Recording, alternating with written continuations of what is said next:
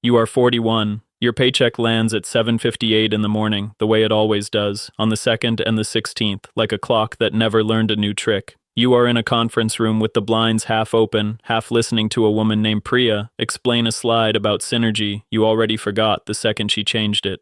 Your phone buzzes once against your leg. You do not look down right away.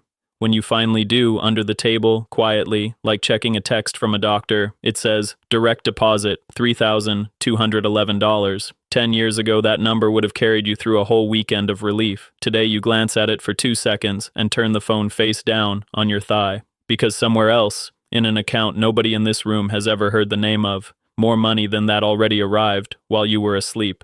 Nobody here knows. Priya does not know. The man across from you, who mentioned twice this month that his mortgage rate reset higher, does not know. You still wear the badge. You still say sounds good and circle back and per my last email.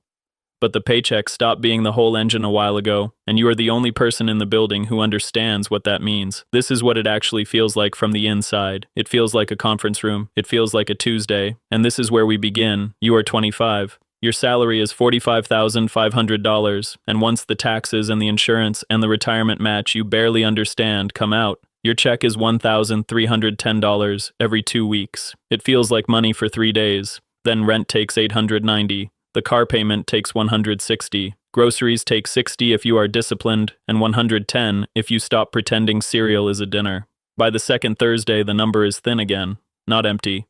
Just thin enough to keep you quiet at dinner with friends who are ordering the appetizer you skip. One night in March, mostly out of boredom and a little out of dread, you open a brokerage account on your phone while sitting on the edge of your bed. You buy $280 of an index fund whose full name you cannot say out loud without stumbling. The confirmation screen loads. You wait for something to happen. Nothing happens. No sound, no message that welcomes you to investing. Just $280 gone from checking and parked somewhere you cannot touch it by accident. 3 months later, the account pays you $4.12. You see it on a Wednesday before your shift. Dividend received, $4.12. And you actually laugh out loud in your kitchen, alone, because it is such a small, almost insulting number. Then a second thought arrives behind the first one. You did not clock in for that money. You did not sit through a status meeting for it, or nod at somebody's joke about deadlines to earn it. You were asleep when it showed up. It paid you anyway. At lunch that week, your coworker Derek unboxes a new phone at the table, camera bump facing up so everyone can admire it. He asks what you're doing with your bonus. You say you haven't decided. He tells you that you only live once, like it's a fact he discovered personally. You nod. That night you move another $280 into the account. The job is still the job. You are 28. Your salary is $58,000 now. Not thin anymore, but not comfortable either. The strange middle stretch where you stop panicking every week and start wanting things you cannot quite justify. Your account is at $34,000, most of it from paychecks, some from dividends, a little from the market, simply doing what markets do while you were busy elsewhere.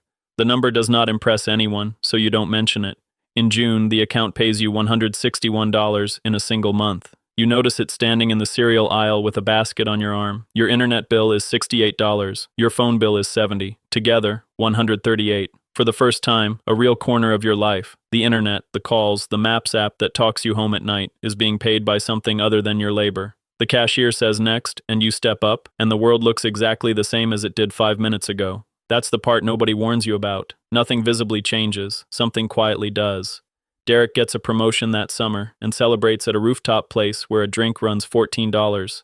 People raise glasses. Someone says he earned it, and he did. Later, near the restroom, you overhear him on the phone, voice lower than usual, saying the card is close to maxed, but the bonus lands next month. You wash your hands longer than you need to. When you come back out, he is laughing again, phone tucked away, story back on. You drive home in the same car you've had since college. The account pays you again the next month, on its own schedule, uninterested in either of your evenings. You are 31. The account is $118,000. You know the exact figure because you check it Sunday mornings with coffee before the week starts asking pieces of you. Your investments produce around $490 a month now, some months more, some less. $490 is most of a car payment you don't have, or half of your rent, or the difference between a flat tire being an errand instead of an emergency. You don't feel rich. You feel less exposed. Those aren't the same feeling, but they live next door to each other. At work, the company switches health plans, and the break room fills with complaints about the new deductible. You're annoyed too, but underneath the annoyance sits a smaller, stranger thought. If this job vanished tomorrow, you would not vanish with it. Not right away. That thought feels almost disloyal, like you're cheating on an arrangement you never agreed to in the first place. In October, your manager asks if you want to apply for the team lead track. More money, more visibility, more Sunday night emails. The version of you from 3 years ago would have said yes before he finished the sentence. This version asks for a few days to think, and you can see the surprise land on his face because people at your level are supposed to want more of everything that looks like winning. You go home and run the math. The raise would be $11,000, maybe $650 a month after taxes. Your account is already paying more than 3/4 of that without needing a single evening from you. You don't take the track. At the holiday party, Derek tells you that you're playing too small, tapping the face of a watch he's mentioned twice already. You let him keep the room. Somewhere, without asking permission, your account buys one more share while you sleep. You are 34. Your salary is $74,000. Your portfolio is $295,000. The market has been kind. You have been boring. And boring is starting to look less like a personality flaw and more like a method. In February, a quarterly distribution lands, $1,918. You see it at your kitchen table before work. Your paycheck the next morning is $1,960. For the first time, the quiet machine you built without telling anyone pays you almost exactly what the company pays you for 2 weeks of your attention. You brace for a rush of excitement. Instead comes something heavier, because now you know the job isn't magic, it's just one income source, a loud one, dressed in meetings and calendar invites, still important, but no longer the only engine in the room. That same week, you sit in traffic behind a truck with a dealer plate still bolted on. Your own car makes a small rattle at highway speed you've been meaning to fix for months. For the first time, you actually could upgrade, walk in, sign the papers, drive out looking like someone whose years counted. You spend a few nights scrolling listings, not because you need a new car, but because part of you wants proof that any of this mattered. On Friday, Derek pulls into the lot in a new truck with a payment you happen to overhear later, and people gather around it the way people gather around anything shiny. You sit in your old car and watch for longer than you mean to. That night your thumb hovers over a scheduling button for a test drive. Then you remember the distribution email still sitting unread, $1,918. You close the dealer app. You open the brokerage app instead. You reinvest it. Nobody notices, and for the first time, that stops mattering as much as it used to. You are 36. This is the year the story stops being clean. The market drops hard in January, drops again in February, and by March, your portfolio is down $79,000 from where it stood at its peak. $79,000 is more than your entire salary the year you started. Gone on paper, but paper has real weight when you're the one staring at it at midnight. The dividends shrink too. One fund cuts its payout, another delays its distribution by a quarter. The number you'd started to trust begins behaving like a living thing that can disappoint you. At his desk, Derek hears people talking about the drop and laughs, says that's why he keeps his money in a truck and a watch instead. You don't answer. You refresh the account 3 separate times in an hour, as if watching a wound will slow the bleeding. That night, you sleep badly, running a private ledger of everything you didn't buy. The trip you skipped, the apartment you never upgraded, the car still making its small noise. The question that had gone quiet for years comes back louder. Maybe you were only lucky. Maybe the whole thing was a story you told yourself.